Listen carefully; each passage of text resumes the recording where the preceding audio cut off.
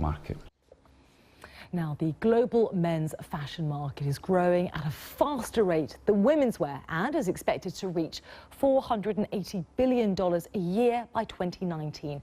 Sales are expanding at a rate of 4.5% a year as men spend more on looking good.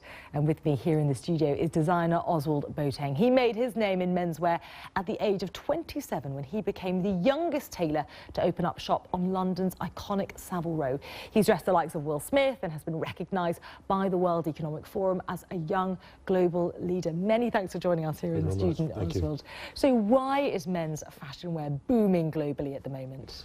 Well, I just noticed the comments about China. I think China has been a big influence in that because the Chinese market is a strong men's market. And I think also the men are just now caring a lot more about how they dress. And they almost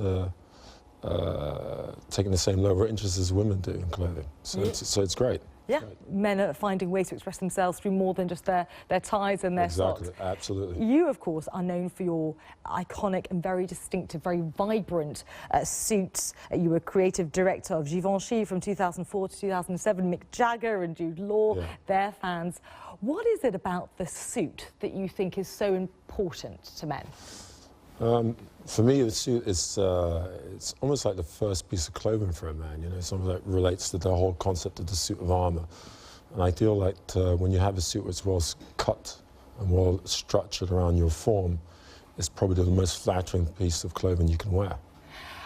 And what is it that makes a really good suit? Because something that a lot of people have tweeted me rather, to ask you is also how much should a good suit cost? Yours, I think, range from around the £1,000 mark to in excess of £20,000. What do you get for that amount of cash? Well, I mean, probably the correct price is probably about £1,500 for a ready-to-wear suit. But if you get into made-to-measure or bespoke, then the prices go up. So you're talking maybe £3,000 for made-to-measure and onward. But the difference between something off the peg and having it made to is basically how the patterns are made specifically for you, so it's cut to your measurements.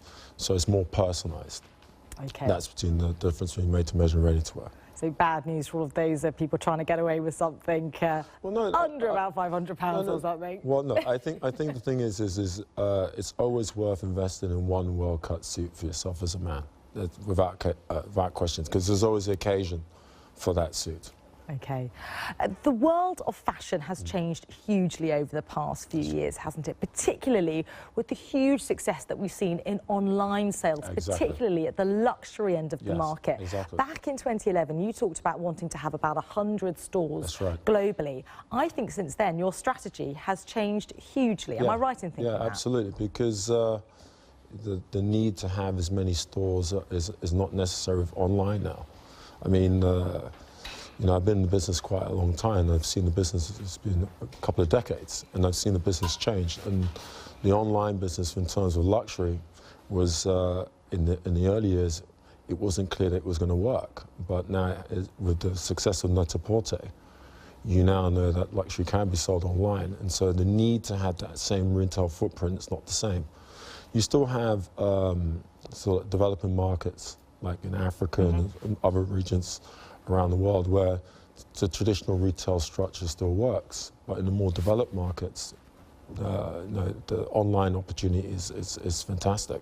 And thereby you don't have to deal with the overheads, the rental costs, etc. Exactly. And can pump all that money into the clothes. It's still the online experience is still they're still trying to perfect that experience of luxury in terms of delivery. But I think in time it's gonna show itself. Very briefly, at the age of 27, you broke 2 records. You became the youngest and the first black tailor to set up shop on Savile Row. Just very briefly, Oswald, how do you think the fashion world has changed since 1994? Oof, radically. Yeah. Well, I'd say, actually, just talking about this country in terms of menswear, the UK has always been strong in terms of its menswear talent.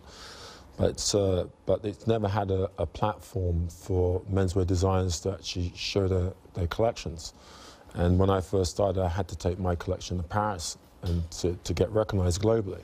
But what's great to say now is actually there's a menswear week that actually starts today in London, and it's been in existence now for 3 years, and it's really encouraging a young talent. So I think there's going to be many opportunities for British menswear designers now. Exciting. Great to hear it. Ozwald Boateng, many, many thanks for coming into the studio now. From one fantastically dressed man to another. Stephen Saka, over to you. Yeah, Alice, thank you so much. Oswald, if you feel like leaving a suit lying around, just There's one on your table right now. Yeah, thank you very much.